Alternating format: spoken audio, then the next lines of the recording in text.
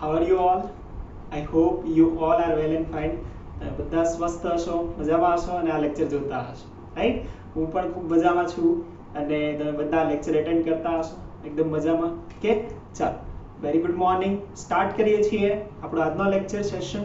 તો આ જે સેશન જે છે એમાં આપણે શેની વાત કરવાના છીએ? તો ગયા સેશનમાં આપણે અધિશોષણની ક્રિયાવિધિ જોઈ લીધું અને હવે આ સેશનમાં આપણે અધિશોષણના પ્રકાર જોવાના છીએ. One of the most important question. જો આમાં પણ આપણે આ એક જ ક્વેશ્ચન આ થ્રુઆઉટ ધી લેક્ચર જોવાના છીએ. બહુ બધા એમસીક્યુઝ જે છે, એમસીક્યુઝ આના પરથી આવી શકે છે, રાઈટ? એમ જ તે આપણને તફાવત સ્વરૂપે ક્વેશ્ચન પણ ડાયરેક્ટ 3 માર્ક્સનો પૂછી શકે કે ફિઝિક્સ ઓપ્શન અને કેમિસ્ટ ઓપ્શન જે છે એનો તફાવત આપો, અથવા તો ભૌતિક અધિશોષણ અને રાસાયણિક અધિશોષણનો તફાવત આપો. તો આ શું છે? ચાલો એને સમજવાનો પ્રયત્ન કરીએ અને એને તફાવત સ્વરૂપે લખીએ. તો આપણે ક્વેશ્ચન છે, રાઈટ? ક્વેશ્ચન છે ભૌતિક અધિશોષણ, રાઈટ? આપણે શું જોઈએ છીએ તો કે રસાયણ અધિશોષણના પ્રકાર, રાઈટ? અને અધિશોષણના પ્રકારોમાં આપણે લખીએ છીએ ભૌતિક અધિશોષણ અને રાસાયણિક અધિશોષણ. તો અધિશોષણના પ્રકારો અને એનો તફાવત સમજાવો આ ક્વેશ્ચન છે. તો તફાવત છે ભૌતિક અધિશોષણ અને રાસાયણિક અધિશોષણ. શોષણ અને રાસાયણિક અધિશોષણ વચ્ચે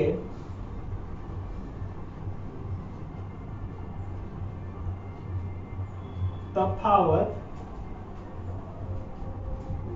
આપો. કે ચાલો તો જોઈએ છીએ કે ભૌતિક અને રાસાયણિક અધિશોષણ શું હોઈ શકે. તો આપણે બે ડિફરન્સ પાડી દઈએ. તો ડિફરન્સમાં જ આપણે લખવાના છીએ આખે આખું. કે ચાલો તો પહેલું આપણે આ સાઈડ કહીએ છીએ ભૌતિક અધિશોષણ,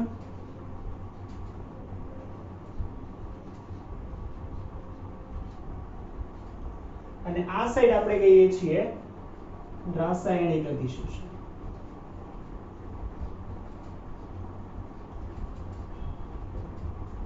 તો હવે જો તમે ટેક્સ્ટ બુકમાં ચેક કરશો ને તો ટેક્સ્ટ બુકમાં સ્ટાર્ટિંગમાં આપણને બંને સેપરેટલી આપેલું છે. પહેલા ભૌતિક અધિશોષણના 4-5 મુદ્દા આપેલા છે, પછી રાસાયણિક અધિશોષણના 4-5 મુદ્દા આપેલા છે, રાઈટ? એ બધા મુદ્દા છે ને આપણે એ રીતે નહીં, પરંતુ તફાવત સ્વરૂપે જ યાદ રાખવાના છે, રાઈટ? અને આખે ને આખું એ ગોખવાનું નથી. કે ચાલો તો પહેલા કહી દઈએ કે ભૌતિક અધિશોષણ શું છે.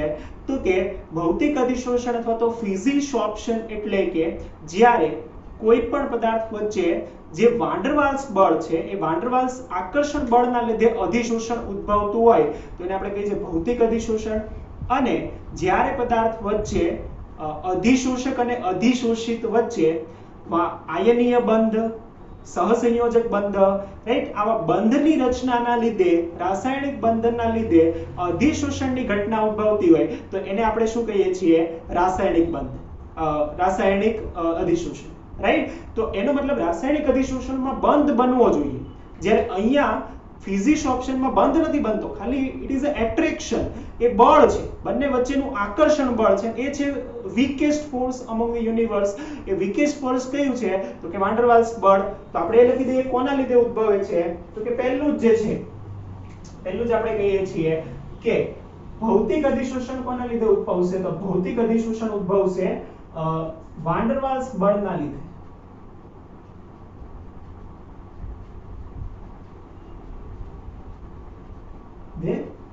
ઉદ્ભવે છે, રાઈટ? જ્યારે રાસાયણિક અધિશોષણ ક્યારે ઉદ્ભવે તો કે અધિશોષક અને અધિશોષિત આ બંને જે છે એની વચ્ચેની રાસાયણિક પ્રક્રિયાથી ઉદ્ભવે, રાઈટ? અધિશોષક અને અધિશોષિત વચ્ચેની રાસાયણિક પ્રક્રિયાથી ઉદ્ભવે,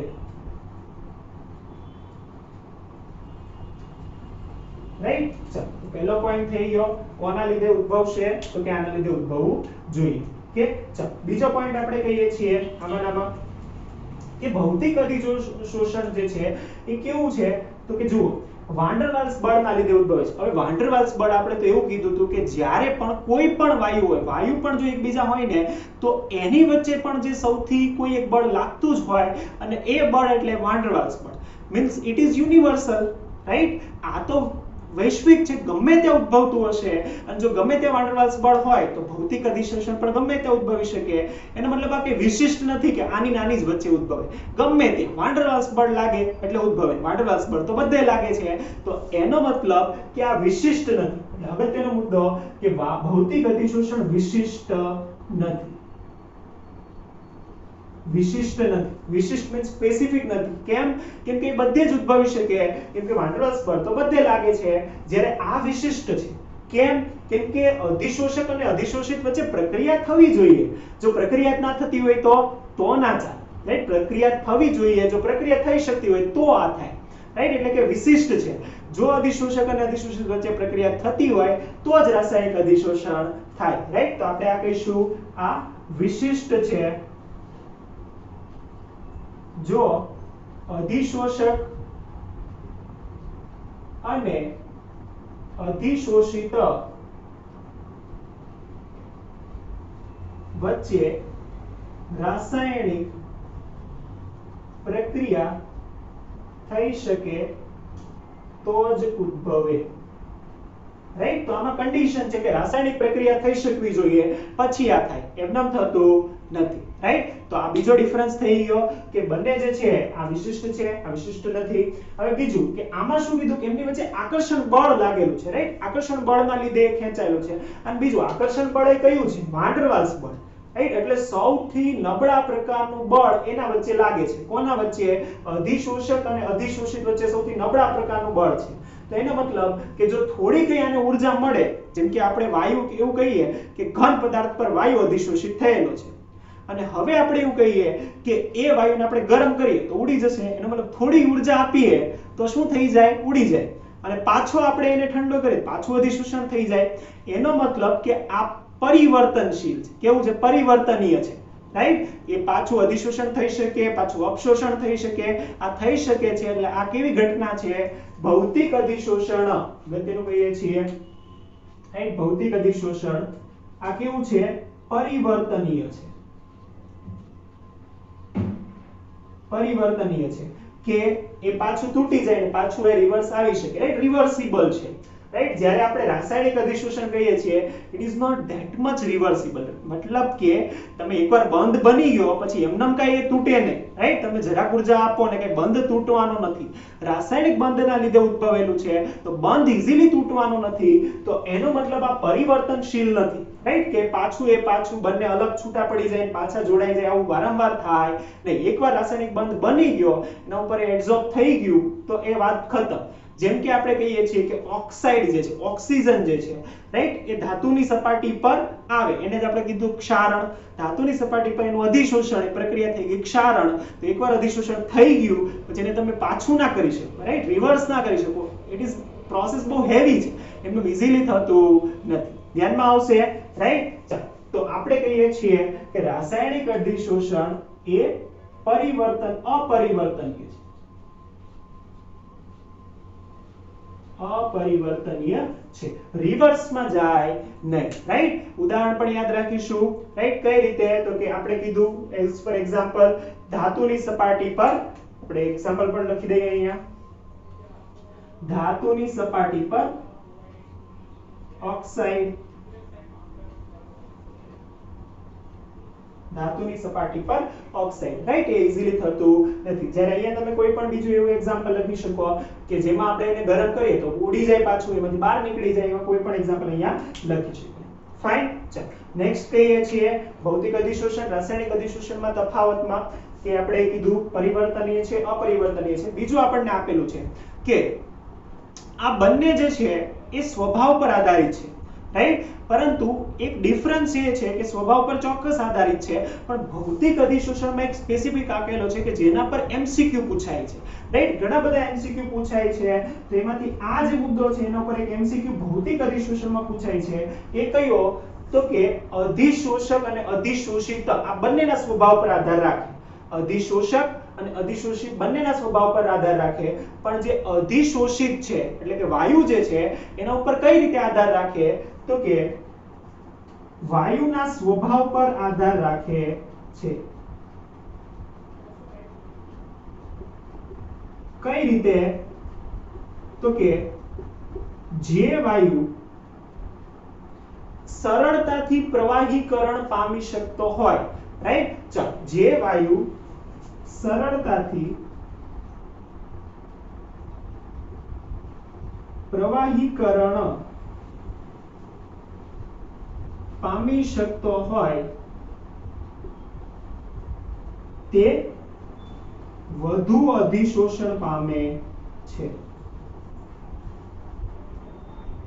ચાલો, હવે અહીંયા તમારા માટે એક ક્વેશ્ચન છે કે જેનું સરળતાથી પ્રવાહીકરણ થતું હોય એના માટેનું આપણે એવું જોયું હતું કે યાદ કરો, પ્રવાહી વાયુનું પ્રવાહીકરણ તમે ચેપ્ટર જોયું, ચેપ્ટર નંબર 5 માં તમે જોયું, 11 માં એમાં આપણે એવું જોયું હતું, વાયુના જે હતું ને એમાં ચેપ્ટરમાં પ્રવાહીકરણ વાળો ટોપિક જોયો હતો.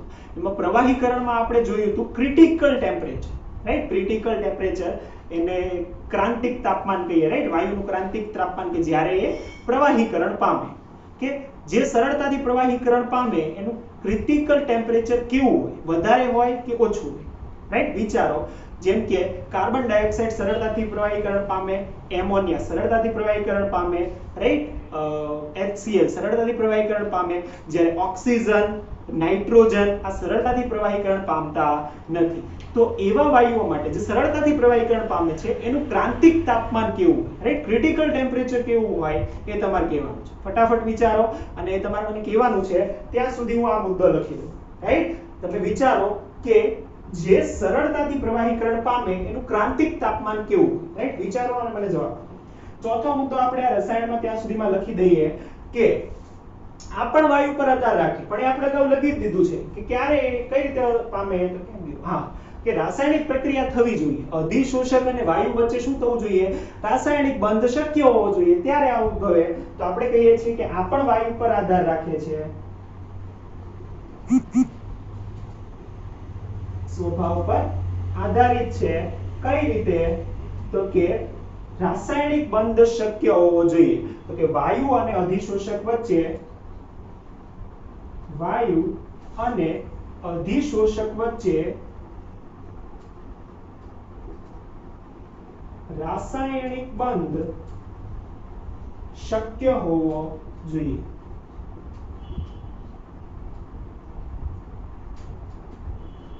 તો જ બને, તો જ અધિશોષણ થાય, નકર થાય નહીં, રાઈટ? ચાલો, તમે વિચાર્યું કે જે સરળતાથી પ્રવાહીકરણ પામે એનું ક્રાંતિક તાપમાન કેવું હોવું જોઈએ?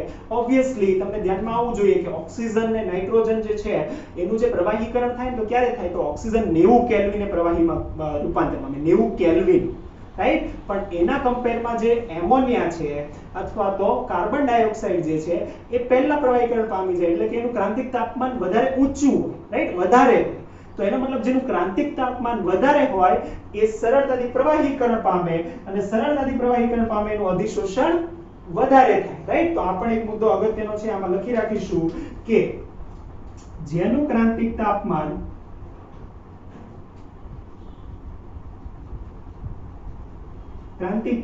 Critical temperature TC, right? તાપમાન વધુ હોય તે સરળતાથી અધિશોષણ પામે, રાઈટ? જેમ કે તો તમારે અહીંયા છે ને ઉદાહરણમાં અહીંયા તે લખી દેવાનું કે નાઇટ્રોજન અને ઓક્સિજન કરતા કાર્બન ડાયોક્સાઇડ અને એમોનિયા સરળતાથી અધિશોષણ પામે છે. શા માટે? તો કે એનું ક્રાંતિક તાપમાન છે નાઇટ્રોજન એના કરતા વધારે છે. તો અહીંયા જે છે જેમ કે કરી તમારે આ એક લખી દેવાનું છે, લખી દેશો. ફાઇન. તો આ થઈ અગત્યના 4 મુદ્દા. ચાલો હજી જોઈએ છે, બહુ મોટો ક્વેશ્ચન છે, રાઈટ? ચાલો બહુ મોટો ક્વેશ્ચન છે, તમારે તો કોઈ પણ 5 થી 6 મુદ્દા યાદ રાખવાના છે, રાઈટ? બધા નહીં યાદ રાખો તો ચાલશે. ચાલો તો બીજો કહીએ છીએ, ચોથો મુદ્દો થયો પૂરો, રાઈટ? પાંચમો મુદ્દો લખીએ છીએ, રાઈટ? પાંચમા મુદ્દામાં શું કહીશું? તો કે આપણે એવું કીધું કે અહીંયા જે છે રાસાયણિક પ્રક્રિયાની જરૂર નથી, અહીંયા રાસાયણિક પ્રક્રિયા થાય. અને બીજું કે અહીંયા તો વાન ડર વાલ્સ બળ જ છે, અને વાન ડર વાલ્સ બળને તોડવું હોય તો ઊર્જા બહુ ઓછી જોઈએ. તો એના માટે હવે આપણને આપેલું છે અધિશોષણ ઊર્જા. તો અધિશોષણ ઊર્જા કેટલી હોય? તો એ બંને, તો આમાં અધિશોષણ ઊર્જા હોય ઓછી, રાઈટ? કેટલી હોય? તો આપણને કીધું છે કે આમાં ભૌતિક અધિશોષણમાં અધિશોષણ ઊર્જાનું મૂલ્ય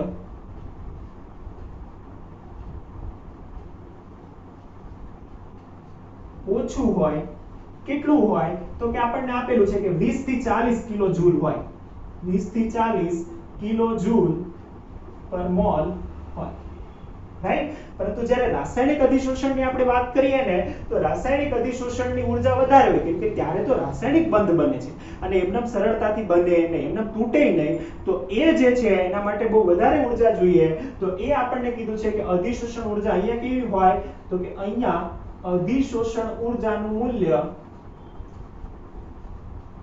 ઊંચું હોય। કેટલું હોય, તો કે 80 થી 240 કિલો જૂલ પર મોલ। જો 80 થી 240 કિલો જૂલ પર મોલ, રાઈટ, આટલું। એનો મતલબ કે જો આ બહુ ઓછું છે 20 થી 40, જ્યારે આ બહુ વધારે છે તો આમાં ઊંચું હોય, આમાં ઓછું, રાઈટ। વેલ્યુ યાદ રાખવાની છે, જો ના યાદ હોય તો આ ઊંચું હોય, આ ઓછું હોય, આ તો યાદ રાખવું જ પડશે, ફાઇન। ચાલો, તો આ આપણે વાત કરી કોના માટે, ભૌતિક માટે અધિશોષણ ઊર્જા। અગર તેનો બીજો પોઈન્ટ લખીએ છીએ। હવે આપણે વાત કરીશું તાપમાન। જો તાપમાન બહુ અગત્યનું છે ભૌતિક અધિશોષણ રાસાયણિક અધિશોષણમાં, અગત્યનો ભાગ ભજવે છે, રાઈટ। તાપમાન કઈ રીતે, તો કે ભૌતિક અધિશોષણમાં તો બહુ અગત્યનો ભાગ ભજવે અને એ લસ એટેલિયનના નિયમ મુજબ ભૌતિક અધિશોષણને અનુસરે, રાઈટ। લસ એટેલિયનનો નિયમ શું હતો અને અધિશોષણ કેવી ઘટના છે આ આપણે ભણી ગયા। ચાલો, તો આપણે ગયા લેક્ચરમાં એવું જોયું હતું કે અધિશોષણ કયા પ્રકારની ઘટના છે, તો કે અધિશોષણ તો ઉષ્મા ક્ષેપક પ્રક્રિયા છે। જો ઉષ્મા ક્ષેપક પ્રક્રિયા હોય તો લસ એટેલિયનનો નિયમ લાગે, રાઈટ। લસ એટેલિયનનો નિયમ શું કહે છે કે ઉષ્મા ક્ષેપક પ્રક્રિયા હોય તો એના માટે તાપમાનનો ઘટાડો ફાયદાકારક છે, એટલે ઓછા તાપમાને સરળતાથી થાય, તાપમાન વધે તો ઘટે। તો આ લસ એટેલિયનના નિયમ પ્રમાણે આ પ્રક્રિયા છે, રાઈટ। ભૌતિક અધિશોષણ લસ એટેલિયનના નિયમ અનુસાર તાપમાનને અનુસરે। તો આપણે કઈ રીતે લખીશું, ચાલો પછીનો પોઈન્ટ લખીએ છીએ કે લસ એટેલિયનના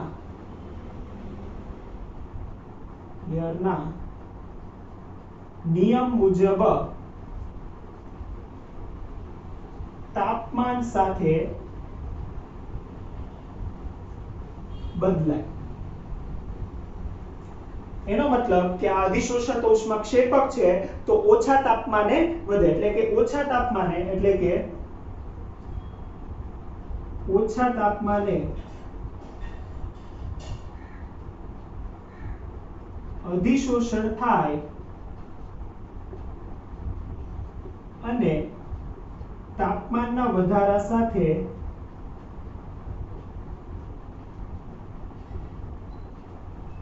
ઘટે। તાપમાન વધે તો આ ઘટે, રાઈટ। ચાલો, તો હવે એના કમ્પેરમાં રાસાયણિક અધિશોષણ છે ને એ પણ અધિશોષણની ઘટના તો ઉષ્માક્ષેપક પ્રક્રિયા છે, પરંતુ અહીંયા આપણને ખબર છે કે આ પ્રક્રિયામાં રાસાયણિક પ્રક્રિયા થાય છે અને કોઈ પણ રાસાયણિક પ્રક્રિયા એ ઓછી ઉર્જાએ શક્ય નથી, ઓછી ઉર્જાએ તો રાસાયણિક પ્રક્રિયા થશે નહીં। તો આ જે રાસાયણિક પ્રક્રિયા છે તો એના માટે આપણે સ્પેસિફિકલી કહીશું કે આ સામાન્ય રીતે ઊંચા તાપમાને થાય છે, તાપમાનના બદલાવનો એટલો બધો ઇફેક્ટ નથી આવતો, રાઈટ। પરંતુ સામાન્ય રીતે આ ઊંચા તાપમાને, આના કમ્પેરમાં આ ક્યારે થશે, તો કે આ ઊંચા તાપમાને પરિણમે છે। બીજું અગત્યનું કે ઘણી બધી એવી પ્રક્રિયાઓ છે કે જે નીચા તાપમાને ભૌતિક અધિશોષણ હોય, પણ તાપમાન વધારી દઈએ તો ઊંચા તાપમાને શું બની જાય, રાસાયણિક અધિશોષણમાં ફેરવાઈ જાય છે। તો આ પણ એક અગત્યનો તફાવત છે કે ઓછા તાપમાને ભૌતિક અધિશોષણ હોય અને ઘણી બધી પ્રક્રિયાઓ વધારે તાપમાન વધારતા એ રાસાયણિક અધિશોષણમાં પરિણમી જાય છે, રાઈટ। તો પહેલા એના વચ્ચે ખાલી આકર્ષણ બળ હોય, પણ પછી જેમ જેમ તાપમાન બહુ ઊંચું થઈ જાય તો પછી એ આકર્ષણ બળ બંધમાં પરિણમી જાય અને બંધ બને તો એને આપણે કહીએ રાસાયણિક અધિશોષણ। ધ્યાનમાં આવશે।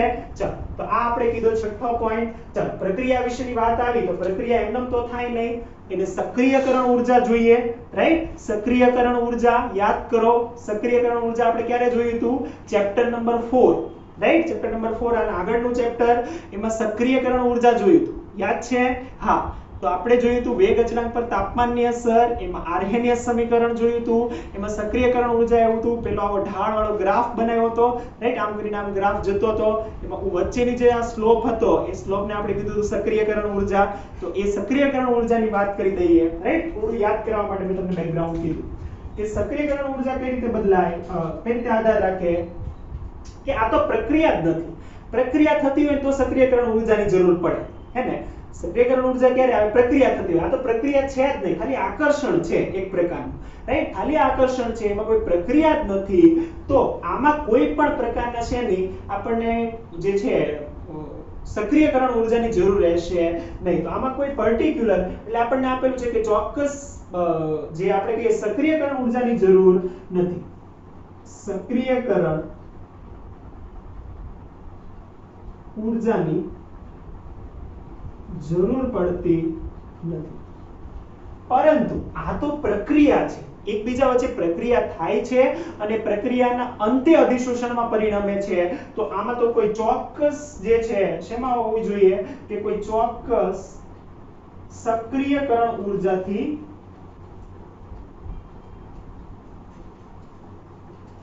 જોઈએ. ચોક્કસ સક્રિયકરણ ઉર્જા હોય EA હોય ત્યારે આ પરિણમે, એમના પરિણમી શકે નહીં, રાઈટ? તો આ પણ યાદ રાખવાનું છે. હવે એક જે પોઈન્ટ આપેલો છે ને બંનેમાં કોમન છે. કયો પોઈન્ટ છે? તો એ પોઈન્ટ છે કે સપાટીનું ક્ષેત્રફળ. હવે ઓબ્વિયસલી જ્યારે પણ સપાટીનું ક્ષેત્રફળ વધે ને તો રાસાયણિક પ્રક્રિયાનો વેગ પણ વધે અને અહીંયા આપણે કહીએ તો ભૌતિક અધિશોષણ પણ વધે. તો એનો મતલબ આ બંને વધશે તો શું કહી શકીએ? તો આઠમું કહીએ છીએ અગત્યનું કે ભૌતિક અધિશોષણ અને રાસાયણિક અધિશોષણ જો સપાટીનું ક્ષેત્રફળ વધે તો બંને વધે, રાઈટ? તો અધિશોષકની